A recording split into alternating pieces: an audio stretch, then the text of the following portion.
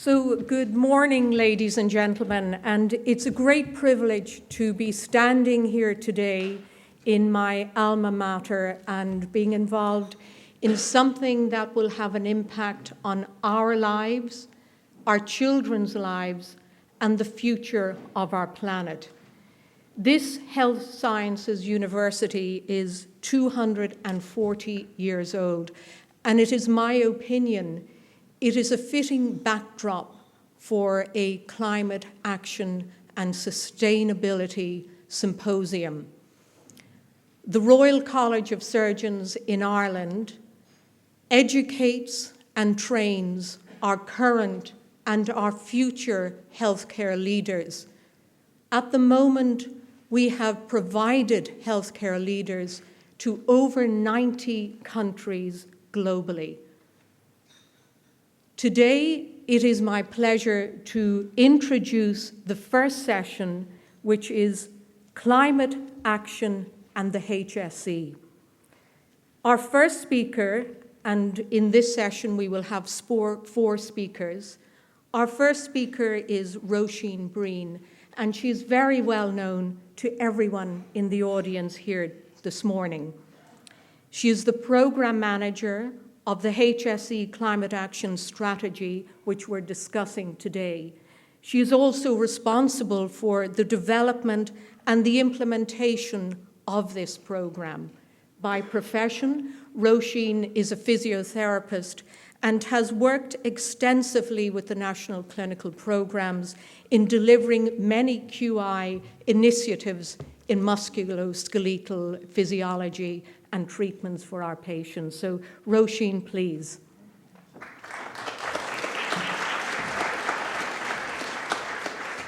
Thank you very much, Camilla. I'm going to talk to you about the Irish Health Service at a crossroads and moving to sustainability. I'm going to give a high-level view of some of the work we've done to date and what we plan for the next year. So the HSE's Climate Action Strategy was launched in June 23. The vision statement is, the HSE is committed to achieving net zero emissions no later than 2050, delivering healthcare which is environmentally and socially sustainable. It responds to and goes broader than the Government Climate Action Plan, and we've 6 priority areas of focus, and underneath that we've 10 strategic objectives. I'm going to cover 4 areas and some of the wider programme work. Colleagues after me will cover the rest. So in terms of a quick overview of where we've come from, so since the launch in June 2023, we've had a number of bumps in the road, but we are making progress. Over 200 people have been involved across 10 working groups. We've done an international review and a current state assessment of what's happening within the HSE, and the working groups have been working really hard to produce our roadmaps, which essentially are frameworks of where we are now, where we want to get to, and how we want to get there. We hope to sign some of those off by year end, and if not, early next year. So 2025, we want to move to a much more action implementation focus, moving to producing more guidance, providing more training, rolling out a robust management, measurement and assurance plan, and indeed more internal staff campaigns. So the first area I'm going to look at is transport. So our objective here is to eliminate, reduce and substitute emission sources associated with delivering and accessing our healthcare. Within the HSE, we must focus on how we procure our vehicles. Secondly, we need to make a plan to facilitate installation of charging infrastructure with our colleagues within Capital and Estates. And thirdly, institute green policy around low, zero emission vehicles and renewable fuels. And lastly, data is really key to achieving all of this. The National Ambulance Service has made great strides in this, and we've reported recently on the SAI platform regarding our NAS fleet, and they've introduced many initiatives to reduce fuel burn. Next year, the HSE is focusing on getting our HSE fleet up to date in terms of data and reporting on that publicly. The second area I'll speak to is mobility. So we need to promote travel initiatives to avoid unnecessary patient and staff journeys, and where required, we need to support and encourage active travel, low carbon and public transport. So within the framework we're trying to develop guidance around a number of building blocks, inclusive of telehealth, which I'll talk to in a minute, promoting active travel. There's many great examples around the country. For example, in St James's, there's a really excellent bicycle hub, which we'll hear about later. We've come a long way, but we've a long way to go. 130 primary care centres surveyed last year reported 89% had limited or no access to secure bike parking facilities. That's just not good enough. We need to work more with our local authorities to influence public transport and walking infrastructure to our sites. In 2025, we want to build on the relationship we already have with the National Transport Authority to hopefully institute a funding programme to support implementation in active travel infrastructure across our sites. Secondly, we want to increase the number of sites who have signed up to the Smarter Travel Mark, which is an NTA initiative, a 3-tier certification process to support active and sustainable travel. 25 of our sites have signed up to this, and which is great, but we need to get more signed up. And lastly, we want to really tell the story of the positive benefits of active travel and the health benefits. So just a nod to our eHealth programme. They've really been excellent in collaborating with us thus far on many of the working groups.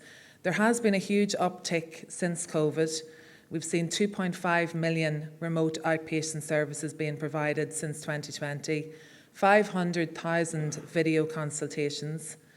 Since May 2020, all of this activity could save approximately, or has saved approximately 123,000 trees. The majority of our patients have in and around, on average, 65 kilometres round trip for our services. Imagine the carbon savings that could be made if eHealth became more common practice. Many offerings are planned in the pipeline, so around cancer care, diabetes and community care, to name but a few. Moving on to green waste management. We're developing a framework on this, focusing on minimising food waste, segregation of waste, increasing recycling and decreasing the amount of clinical waste generated. The working group are producing guidance on more sustainable practices around these building blocks, such as healthcare risk waste, segregation of waste, waste compounds, waste contracts, food waste, ICT, lots of work. So one thing to mention is the use of biosystems. So around 30 sites are using biosystems for sharp management at the moment, which is turning out to be a much more sustainable method to manage our sharps. In 2025, we want to appoint more waste performance officers in our sites. Some sites have this up and running and it works really well. We want to reduce the variation in waste management contracts around the country, and also work with our colleagues in Capital and Estates who've rolled out fantastic training on promoting reduce, reuse and recycle and other initiatives. The last area that I'm going to cover is green procurement. This, as we spoke to numerous speakers earlier, spoke to how crucial this is. Scope 3 is approximately 70% of our emissions, so the goods and services that we buy in, so we must make progress in this space. So we're developing a procured goods and services reduction framework to reduce waste and related emissions and develop a decarbonisation trajectory for the HSE. As the largest purchaser in the state, with around 4.9 billion spend, we've huge scope to make improvement. As Philip alluded to earlier, we've made progress in terms of we've a 10% weighting for green in all of our new competitions. We've made improvements in some areas such as catering, transport and linen. One example would be Celtic Linen, who we partner with, are investing in product reuse to prevent landfill. So next year you'll see many of the different criteria sets there on the right. We're focusing on developing guidance around those, working with the OGP and the EPA. The procurement department are rolling out green procurement training for their staff, which would be brilliant to upskill there. Our colleagues in the NHS mentioned earlier, Chris was talking about the multinational work with the NHS, US and other countries, and I think that's going to be key to the crucial engagement with their suppliers that we need to build on into next year. Just a nod to regional implementation. That's a lot of work we do in the national offices, trying to support the setting up of a governance structure for the programme going forward. We've worked with the REOs and we have 6 regional sustainability leads in place. There are many local green teams that are around the country, in and around 138 and growing. And they hopefully will report up into the Regional Green Committee, and up to the Regional Green Committee will report up to the steering group, and vice versa. So for next year, we want to support those green teams, those 138 and growing teams on the ground, through regional network events for sharing and learning. Capacity building has been a huge part of the work that we've been doing within the team. We rolled out Sustainability 101 training for over 800 staff this year, and also we had a Sustainability Training Day for HSE senior leaders, which was great. We partnered with Change by Degrees for that. And in 2025, our focus is to build a HSE land sustainability hub and roll out green team training for 6 regional green teams. I've been given the nod here, so I have to move along quickly. So our internal staff communication campaign, you'll see a lot of the materials around today, thanks to Sheila and others in assisting, and all of the wider programme team and programme leads assisting in developing of these.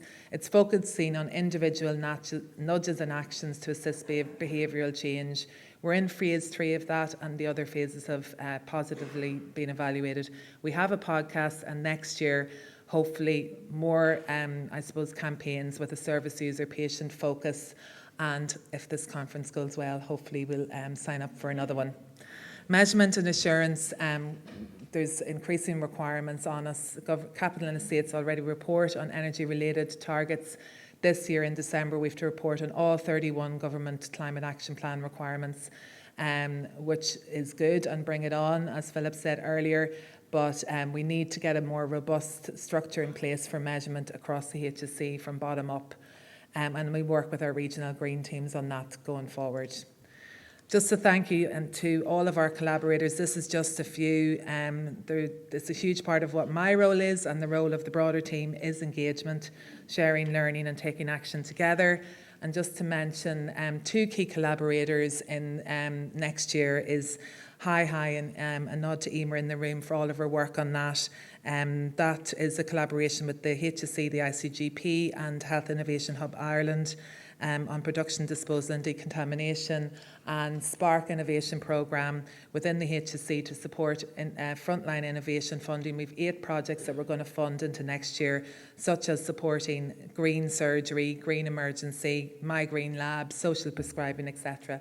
And just to finish, it's impossible alone, but possible together. We are asking our HSE staff to engage with the Climate Action Sustainability Team and regional green teams, local green teams, challenge. So take action, look for one thing that you can do in work, spread the word about this to your colleagues, and avail of any training opportunities that we promote. So thank you very much, and please email us if you want any more details.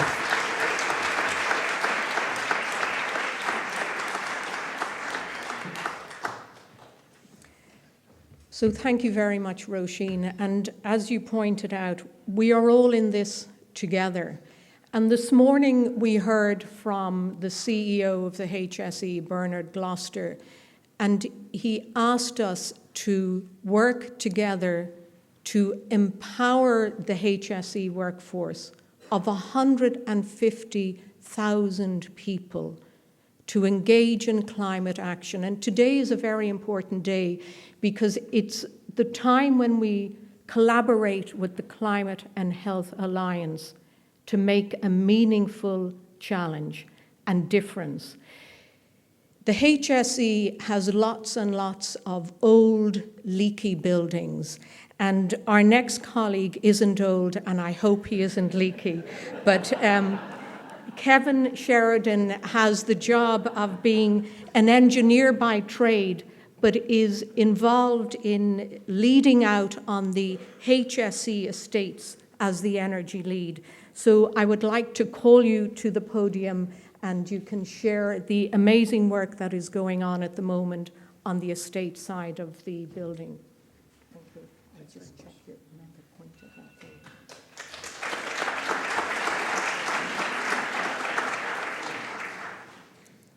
Thanks very much. So yeah, I'm one of the trusted few, but not as much as Philip, one of the many engineers that are within Capital and Estates. So first of all, we have a legal obligation around our energy targets, and there's been a lot of talk earlier on about Paris Agreement and COP and many of the different temperatures that we need to meet the reductions on. But specifically for Capital and Estates, there's 3 pieces of European legislation that are related to the overall estate. It's the Energy Efficiency Directive, the Energy Performance of Buildings Directive, and the Renewable Energy Directive. So they're the ones that we're kind of focused on, and that's where we link in with the Government Climate Action Plan around our legal obligation and our mandate targets. So again, as alluded to earlier on, we do have a problem. Our problem within our estate is we have a lot of buildings. We've over 4,500 buildings across 2,500 campuses. So all of your large, acute campuses, right down to your single primary care centres or health centres or residential buildings that are around the country. It's an ageing estate, so it's very, very old and leaking, as a lot of people have said already this morning. We've buildings going back to the 1700s. The building in the picture is St Mary's Hospital up in the Phoenix Park, where I've done extensive work during my time in Capital and Estates. It used to be an old military school, then it moved on to be a hospital about 100 years ago at the beginning of the state, around 1922. And there's still services being delivered in St Mary's today, albeit it has been refurbished several times. And it's one of our key facilities that we've been constantly chipping away at, decarbonising over years. Again, difficult to state because they're protected structures. Dr. Stephen's, St Mary's, a lot of our older hospitals are all protected structures. Our services are 24/7, and as Bernard, our CEO, alluded to earlier on, we have a lot of staff, 150,000 staff. So it's not easy to get into these buildings to do the work and decarbonise them. But we do have a response within Capital and Estates, and that is our infrastructure decarbonisation roadmap. And this is the response to the overall estates piece and how we're going to meet those targets. So the 2 key targets for us, which a lot of people would have heard, is a 50% energy efficiency improvement and a reduction then in our CO2 emissions. But the 2 bigger targets that an awful lot of people don't really focus on is the 1.9% annual reduction. And I've said this at a couple of talks. That's the equivalent of removing the likes of Limerick Hospital from our system. That's how much energy Limerick uses. And then phasing out our fossil fuels in all of our facilities. That's extremely difficult, again, just due to the nature of the sites and electrical capacity from the network. So within our decarbonisation roadmap, there's 7 different action areas, which I'm going to go through the 7 different areas now just very briefly and what we're doing in each area. And our first area is our partnership with SCAI. So we've had a partnership with SCAI going back probably 10, 12 years. And more recently, we've had a 3-year partnership with SCAI under the Memorandum of Understanding that we have, and we're hoping to enter into a future partnership later on this year. And part of the agreement that we have with SCAI is helping us to measure what the problem is. And one of the quotes that Alan Ryan from SCAI used at a recent talk that I was at, it takes 1% to measure the problem, but it takes 99% effort to influence it. So that's one of the leadership, the key areas of leadership that we're trying to develop on is provide a leadership role to the overall healthcare estate. Our second action area is our Regional Energy Bureau, our energy teams, setting up energy management teams within all of the facilities, with a focus, first of all, on the left-hand side on reduce your use. So doing the simple things, the low-cost measures, turning off the lights, turning down the heating, and closing windows. So those energy management teams that are set up around the country are hugely influential and can have a big impact. And we've seen through data that 5 to 10% energy can be saved just through behavioural change. The second part of the energy teams on the right-hand side is progressing small projects. So small, low-hanging fruit projects like lighting upgrades, window improvements, and maybe some controls around the heating. So those energy teams, because they're best placed and they know the facilities, they can identify the projects. And then with the support through our office, we can progress those projects. And just to mention that our projects are part funded from SCAI, so we're 50% funded for anything that's eligible for funding. And then to ensure that all of those projects then are delivered as energy efficient as possible. And just on the next slide is a sample of some of the projects that we have been working on since 2019. So lighting, PV panels, heating, heat pumps, audits and surveys. So there has been a lot of work done in this area. And I've already mentioned St. Mary's Hospital in the Phoenix Park. And this is a phased upgrade of this particular building. We started off with lighting projects, heating control projects, and progressed onto the impressive solar array that we see on the roof of that particular building in this campus. That particular solar array contributes 11% of the energy on the whole entire campus of St. Mary's, which again is significant enough.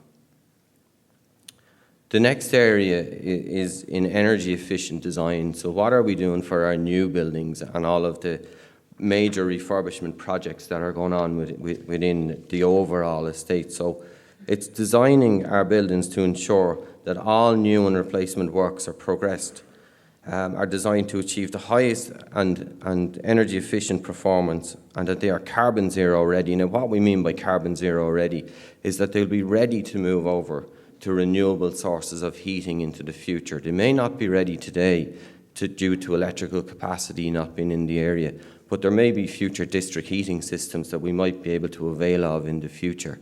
And we're in discussions with both government and government partners and local authorities of how best we're placed to link in with district heating systems for all of our major campuses. The next area of work that we have is our Pilot Pathfinder programme. So what we did with the Pilot Pathfinder programme was to take 10 sample healthcare facilities around the country, from acute hospitals to community nursing units to some of our administration buildings, and send in design teams to see how could we decarbonise these campuses. And the picture in the centre now, I know it's a very busy slide, that's Our Lady of Lourdes Hospital in Drogheda. And what the design team have come up with is a suite of solutions for that particular campus. So again, it's not a unique campus. There's buildings dating right to back maybe 100 years old. There's some 1950s buildings, and then there's some more modern buildings on the campus. So what the design teams have told us is that the modern buildings can be decarbonised by moving to heat pumps, but then all of the smaller structures towards the front of the site, they're low quality buildings, 1960s, and these can be removed from the estate by the development of the next phase of building that will happen on that campus and should be incorporated into it. And just there's the scale of the problem. So for them 10 pilot sites, they account for about 5% of our problem. But the next 24 sites, or 24 to 30 sites, account for about 50% of our problem.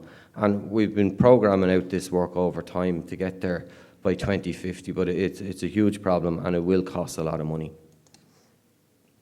Metering and modelling then, so we've initiated a metering and modelling programme so that we can monitor all of the data within our overall estate, so that we have all the data and we know where the energy is being used.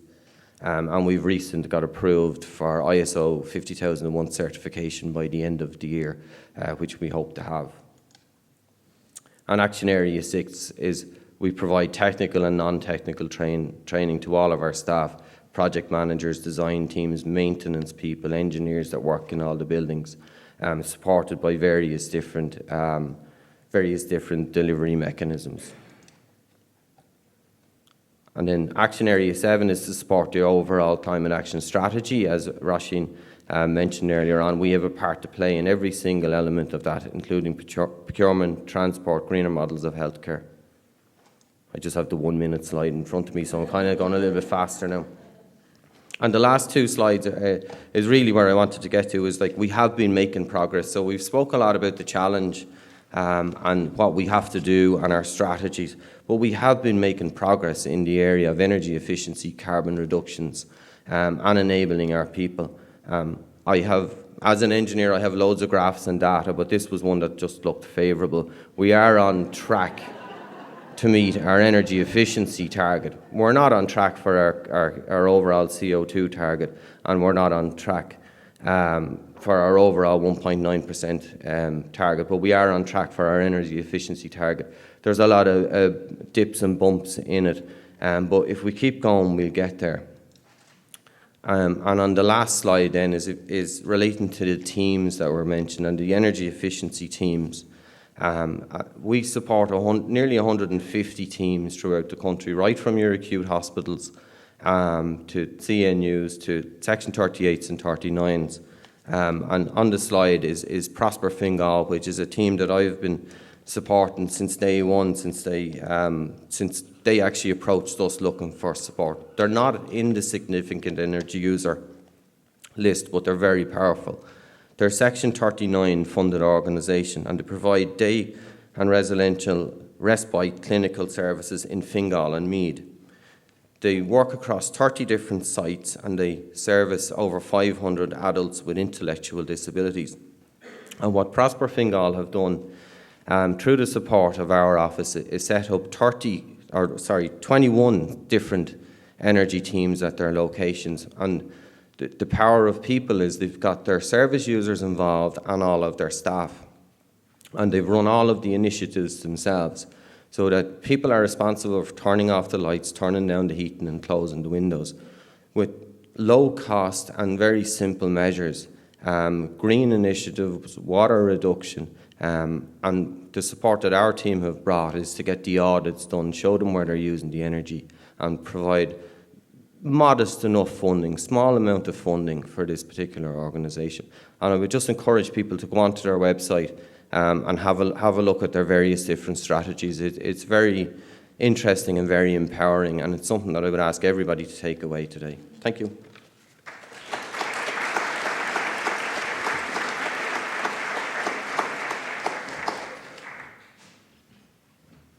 Thank you, Kevin. Today is about leadership and creating a vision for now and the future. Over the past number of years, our next speaker, Dr. Siobhán Bhriain, has been doing just that as the National Clinical Director for Integrated Care and the National Clinical Programmes.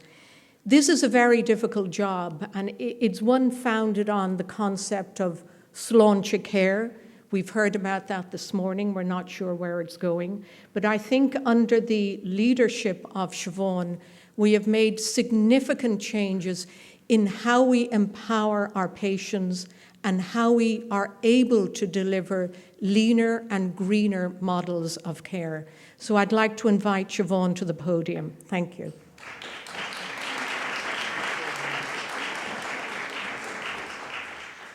So, Camilla, thank you for that. I'm absolutely mortified to think of those words. And I have to say, it is a difficult job, but it couldn't be done without the vast numbers of colleagues that I work with to do this work, including Roisín, who was very helpful in preparing the presentation. So just to talk a little bit about our greener models of healthcare, and I'm going to try and get through. Do I need to step in? Yeah, sorry. So thank you. I'm going to try and get through this reasonably quickly because it talks a lot about the principles we've already talked about this morning, which is rather than seeing the task as being so overwhelming that we don't do anything about it, we are rather trying to take it on and take bite-sized chunks of it. So I'm going to struggle a little bit here, guys, because I can't fully see the presentation, and I hope you can hear me. But just, we've looked there, and I'm not going to go into it, the simple ways of reducing your environmental impact at work. But why are we focusing on the greener models of care? Well, we've looked at a healthcare staff survey, and 60% of healthcare staff are really keen to... Thank you, Roisín. Thank you, Roisín. 60% of healthcare staff are really keen to get involved in working on the climate area of care. And as we heard again from a number of our colleagues this morning, there is a lot of evidence internationally that we can have an impact through working on climate and healthcare. So one of our intrinsic health social care goals in having universal healthcare system is that it will allow people to stay healthy in their homes for as long as possible. And this is a green aspiration, as we know. And it's also about what Bernard mentioned this morning, delivering the lowest complexity of care as close to home as possible. So in this, we have an opportunity and a responsibility to provide healthcare models that reduce the environmental impact of the healthcare we deliver, health and social care we deliver, but improve patient outcomes and improve the satisfaction for staff. So part of our theory and our ethos is to reduce lower value care, including unnecessary excessive testing and investigations and polypharmacy. And there are a lot of groups within the HSE who are working on that at the moment. So what is the role of clinicians in sustainability and clinical practice? Well, the key drivers for the pivotal role of clinicians are public health and advocacy, and you'll be hearing from one of our public health colleagues later on, legislative change, influencing healthcare leaders and managers, and this is something that I really believe we can all be leaders in by taking off that low-hanging fruit that Kevin has already alluded to. We need to promote and enable preventative and early intervention healthcare, and as I said, reduce low intervention, low value care. Thank you. So looking at our healthcare sustainability models, what are we really looking at? What are our principles? It's that our care will be safe, timely, effective, sustainable, efficient, person-centred and equitable. And we're doing a lot of work again with public health on delivering the equitable healthcare. We've worked closely with the NHS, and you've heard already this morning from Chris about their approaches, and they've been very supportive of ourselves in developing this approach to care. So looking at the staff who want to make changes, there was a small survey done to a Director of Nursing questionnaire in October of 24, asking, are people interested in being involved in actions to support climate action and sustainability? And we can see that the vast majority of people are interested. Only 7% said they were not interested. However, this is where the real challenge comes in the daily work. Are people in their daily work able to enable their team or themselves or their team to work as part of the local green team? And this is where it becomes problematic. Only 5% are a member, 32% are not a member, and people are struggling to make that leap between actually being able to act on this as opposed to being interested in it. So again, in the questionnaire, are people involved in sustainability initiatives, including waste management, digitisation, energy efficiency and reduced paper use. So again, 61%, which is good, are doing so, but 39% are not. And that is the 39% that we need to capture and work with. So the delivery of the climate action strategic objective for us in developing the models of healthcare delivery and supporting documentation is to look at reducing the environmental impact of the delivery of our models of health and social care, pharmaceutical products and services used, and continuing to prioritise patient safety, prevention and population. And just to emphasise in that, we've worked very closely with patient advocacy groups to ensure that our impact is focused on patient safety and the things that matter to patients. And Roisín again will know, and Siobhán will know, in the area, for example, of inhalers, which have a significant impact on the environment, we have worked closely with the Asthma Society, who've been very helpful and supportive in targeting those patient safety measures that we need to consider. So what have we done in developing our framework? Well, we've produced a current as-is assessment. We've had a look at best practice, again, looking across internationally, but with a lot of support from the NHS. We've developed a framework for action and an implementation plan, and we've looked at what the quick wins are.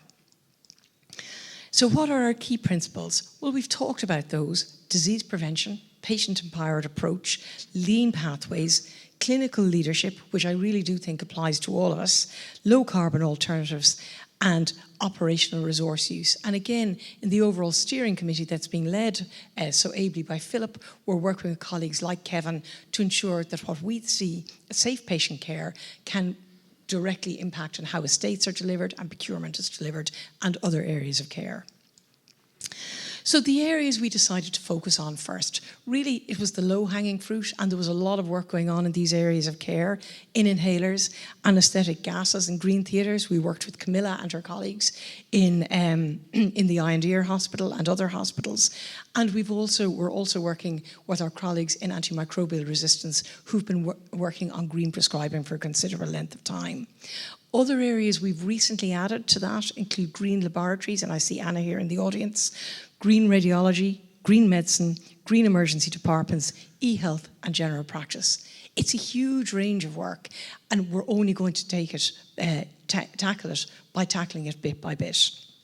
The key thing I've really noticed in our Greener Models of Healthcare group is the huge enthusiasm of the people who come along to that meeting.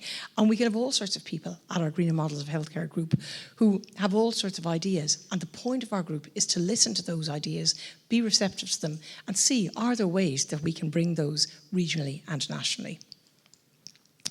So just a very quick case study of some of the work that we've done, the nitrous oxide mitigation study, and again, Chris talked about this morning.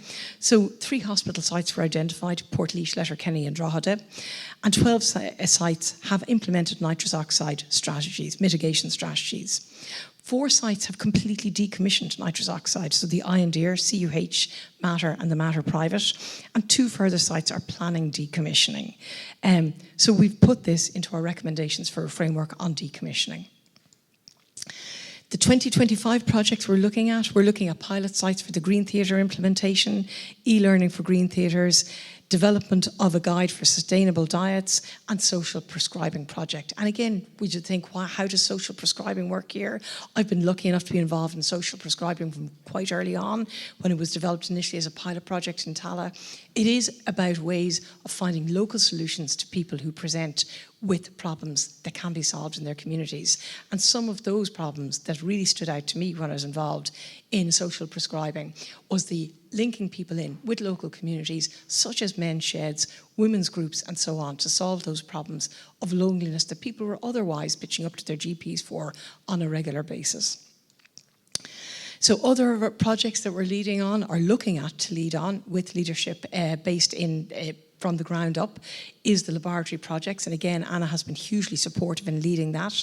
So we're looking at My Green Lab certification. This is an international movement, and we're looking at funding about 20 labs for this accreditation in 2025, again associated with an e-learning programme for those laboratories. We're also looking at funding 4 sites to join the Royal College of Emergency Medicine's Green Emergency Department accreditation, and again, an associated e-learning modular project for the Green ED. I see 1 minute to go, guys, so I'll try and speed through the last couple of slides. So further plans for 2025 is that our model is iterative. So if people have ideas and come to us, we're really keen to hear them. Whether we can act on them straight away or not is another matter. That's not the point. A lot of the ideas that we're introducing in 2025 have come from people approaching our group and saying they're interested in working on greener models of healthcare. We're looking at developing ongoing guidance and supports throughout the year, developing on the Spark Initiative funded projects and scaling those up. And again, I have to not acknowledge the work of Roisín and her team in applying for those Spark projects, which will help to support that innovation, and the development of training for clinicians. So going back to what we've been saying, think about the care you provide. Is it sustainable, and can you make changes? So Gurmina Mahagov Galer, what I really want to get across here is that we really want to hear about any initiative that people have in the greener models of healthcare area, things that we can look at applying for funding for next year to regionalise, nationalise, if we can scale it up. So that's all I have to say, and thank you very much. Hope I finished on time.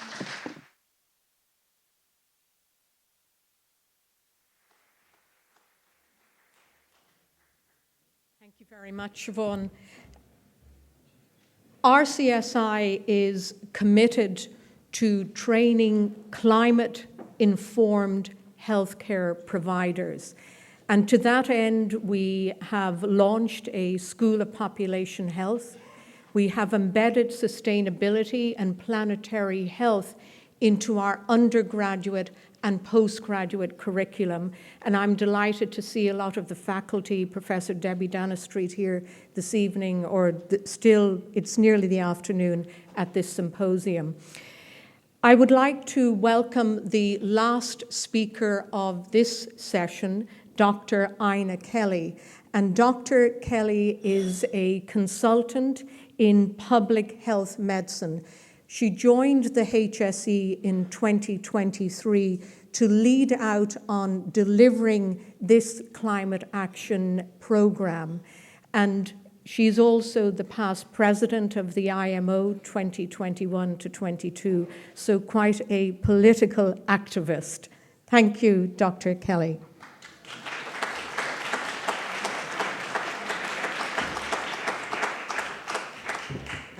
Thank you very much, and thanks for the organising committee for putting on adaptation and resilience on the programme today as well, because it's an important part, because that's actually how it's going to impact on us already, and we're already seeing the signs of climate change impacting on our health, especially in many other parts of the world, but probably in Ireland as well, but we're just not counting it enough at the moment.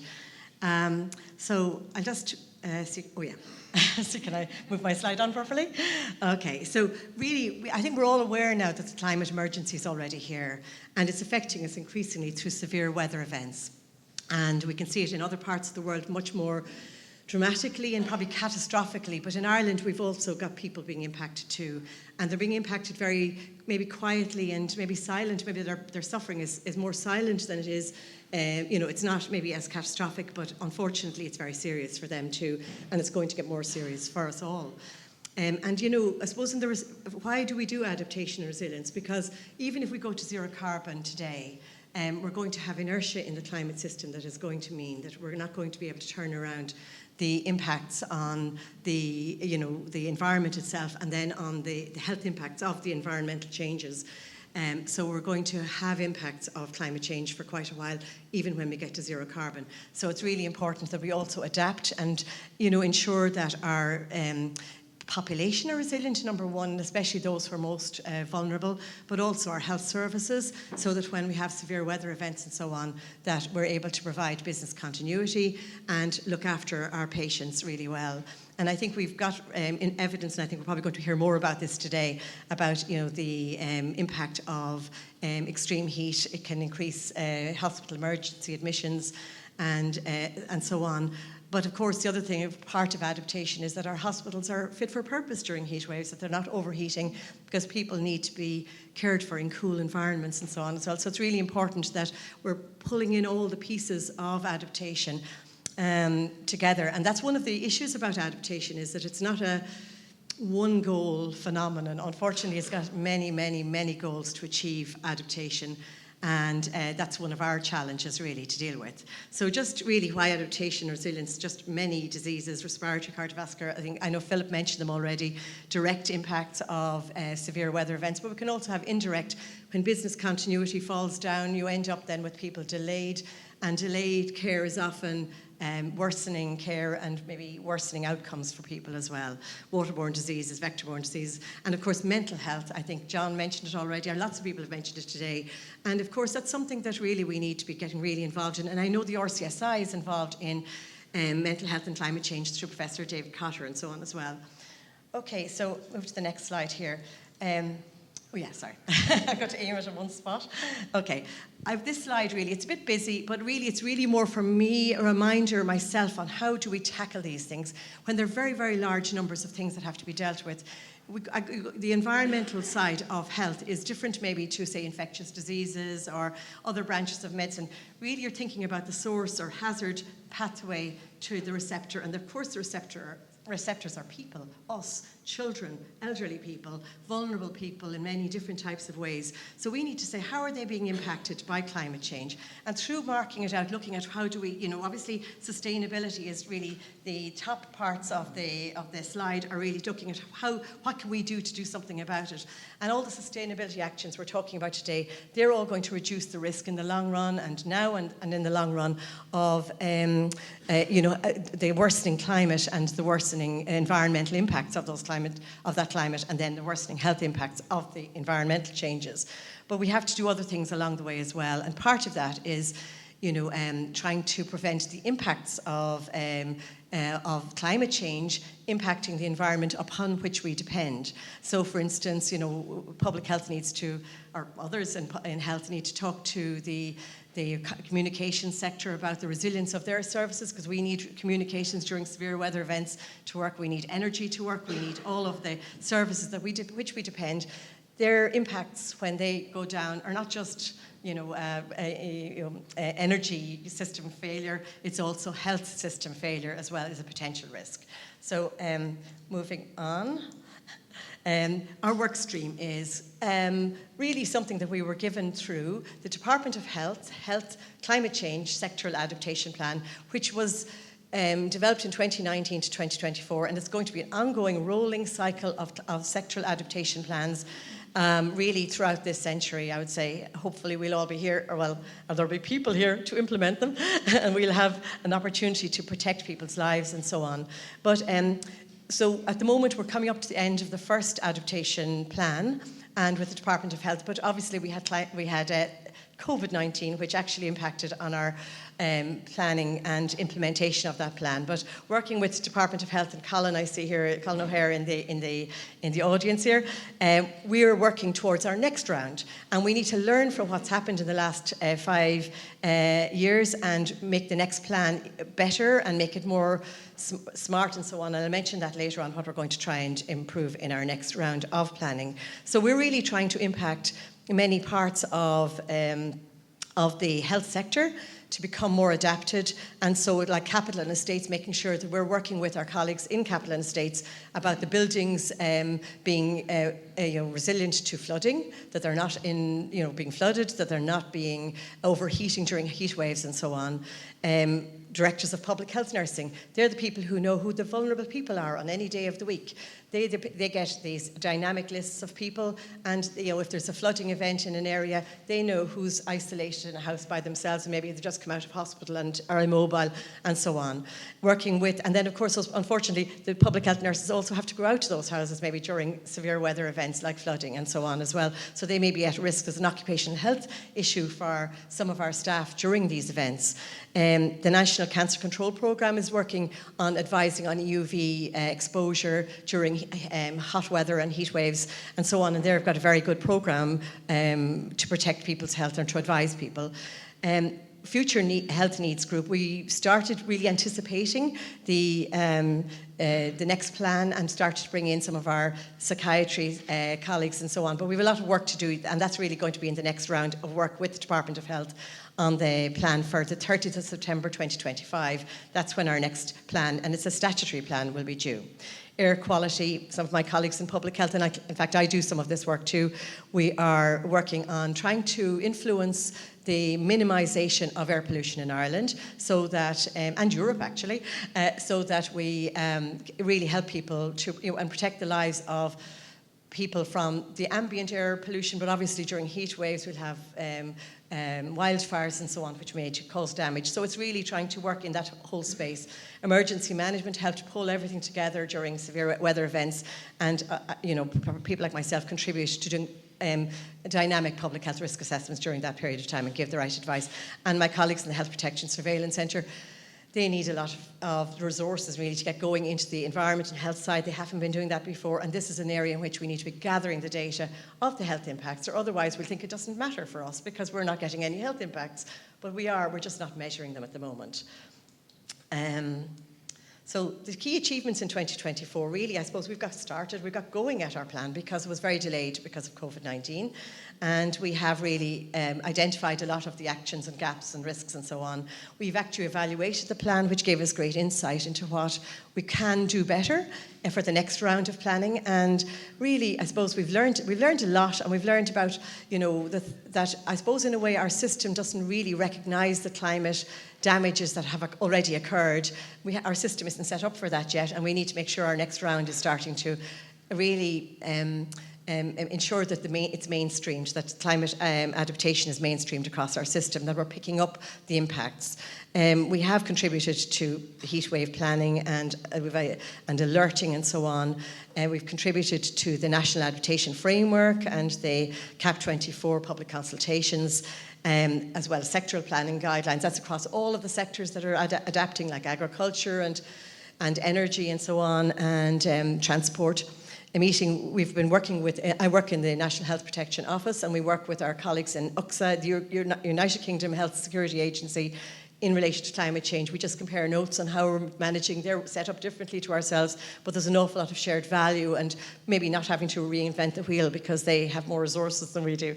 And we participate in the National Climate Change Risk Assessment. That's about the impacts, the chains of impacts that are occurring and can occur. And one of the big things, I think, is advising and reminding them that, when an impact occurs in a sector, that sector will probably end up with an impact on the health of people. So it's important that they remember it's not just, when there's a drought and soil moisture has dropped and crop failure, that actually impacts on the health of farmers, it helps on food sustainability and so on as well. So we've got to think about each other's links, and we've got to integrate all of the working we're doing together.